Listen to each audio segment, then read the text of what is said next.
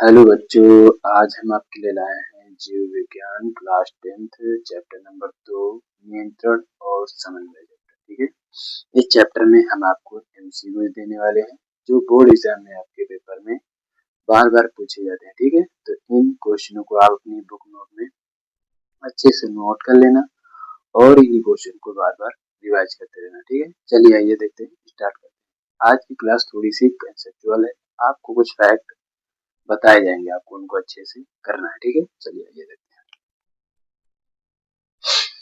Chapter का नाम है नियंत्रण और समन्वय। ठीक है, तो पहला क्वेश्चन वो कह रहा है पहला क्वेश्चन कहता है ऐच्छिक क्रियाएं किसे कहते हैं, यानी कौन सी क्रियाएं? ऐच्छिक क्रियाएं। तो ऐच्छिक क्रियाएं किसे कहते हैं, थोड़ा सा समझ लेते हैं। ऐच्छिक क्रियाएं वो क्रियाएं होती हैं जिनको हम खुद करें, अपने आप ना हो। ऐसी क्रियाएं जिनको हम खुद कर रहे हों उन्हें कहते हैं ऐच्छिक क्रियाएं। ठीक है, जैसे देखो हम आपको पढ़ा रहे हैं तो पढ़ाना हम अपने हाथ से खुद कर रहे हैं ना, तो जो खुद करें वो हो रही है ऐच्छिक क्रिया। जैसे देखो एग्जाम्पल हमने लिखा है, लिखना खुद लिखते हो, खेलना खुद खेलते हो, चलना खुद चलते हो। तो ऐसी क्रियाएं जो खुद करें हम वो होती है ऐच्छिक क्रिया। तो फिर अनैच्छिक क्रिया क्या है? अनैच्छिक क्रिया है ऐसी क्रिया जिसको हम ना करें, अपने आप हो जाए, इसको हम ना करें और अपने आप हो जाए, उसे कहेंगे अनैच्छिक क्रिया। यानी कि एग्जाम्पल जैसे हम चीखते हैं या अचानक से हमें क्या लगती है, अंदर से भूख लगने लगती है, या फिर जैसे हमारा दिल धड़क रहा है तो उसे हम रोक नहीं सकते, या फिर इसे अचानक हम खांसना शुरू कर देते हैं या अपने आप से हंसी आने लगती है। तो ऐसी क्रियाएं जिनको हम ना करें, अपने आप होने लगे, उन्हें क्या कहेंगे?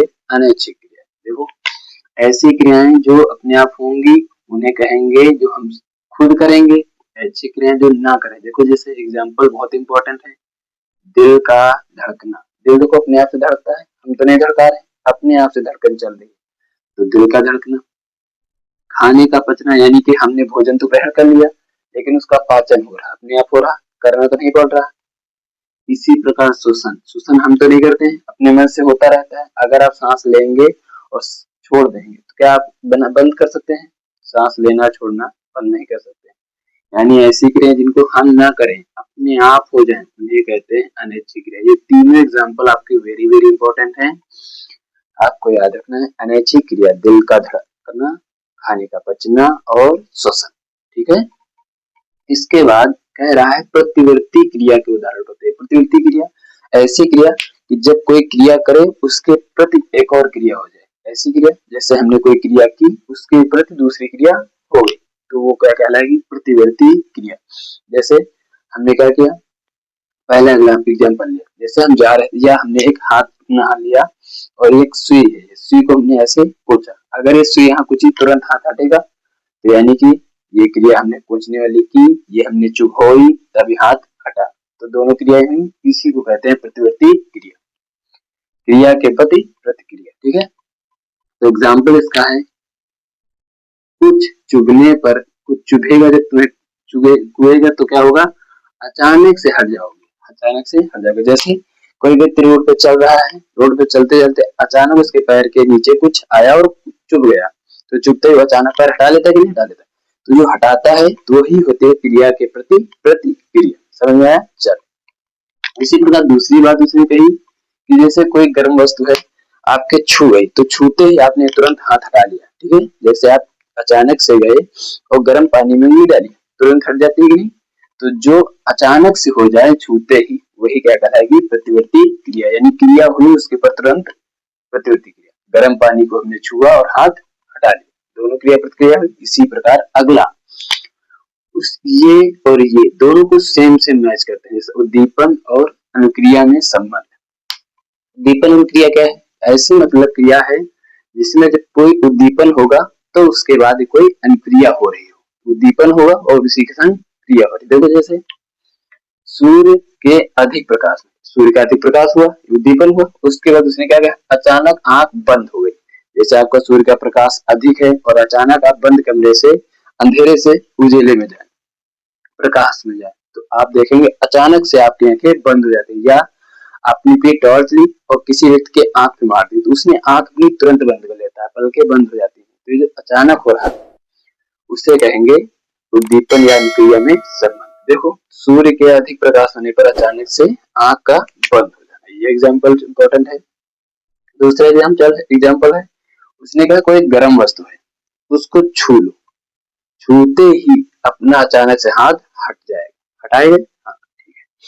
तीसरा एग्जाम्पल वेरी वेरी इंपॉर्टेंट, चूहे को देखकर बिल्ली का झपट्टा मारना, ये भी अचानक है।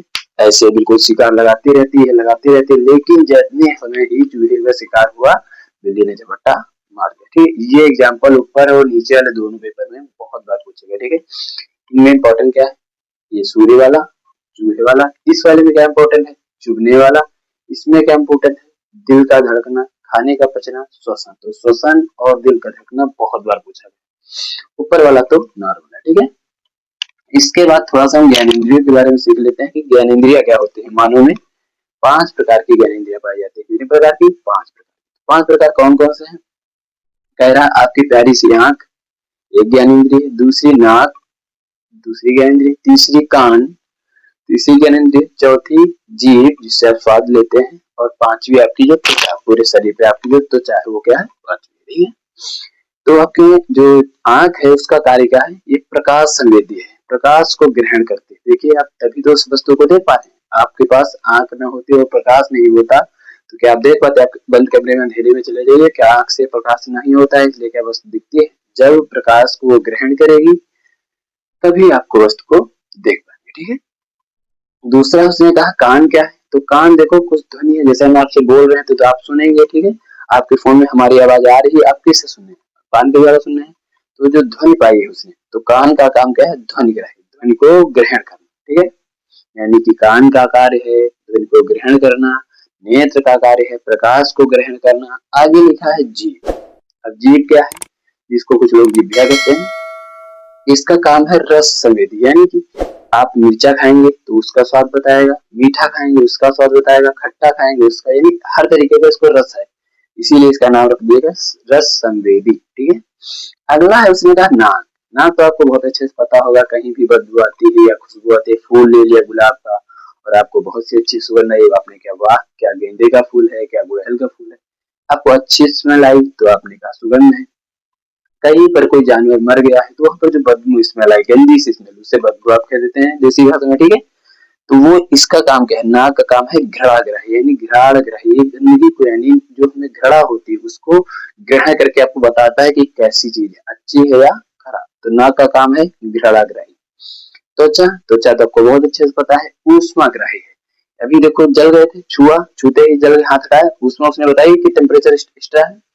तो भाई त्वचा का काम है ऊष्माग्राही। एक बार फिर से देखिए, आंख प्रकाशग्राही, कान ध्वनिग्राही, रस संवेदी, जीभ नाक ऊष्माग्राही, त्वचा, ये हमारी पांचों ज्ञानेंद्रियां याद रखनी है, माइंड में फिक्स रखना है, यहाँ से क्वेश्चन मिलान वाला आ सकता है। ठीक है, तो इस टाइप से आपको पहला पार्ट आपको दिया गया है। मिलते हैं अगले पार्ट में। अगर आपको वीडियो पसंद आई है तो चैनल को सब्सक्राइब कर लेना और वीडियो को लाइक कर देना।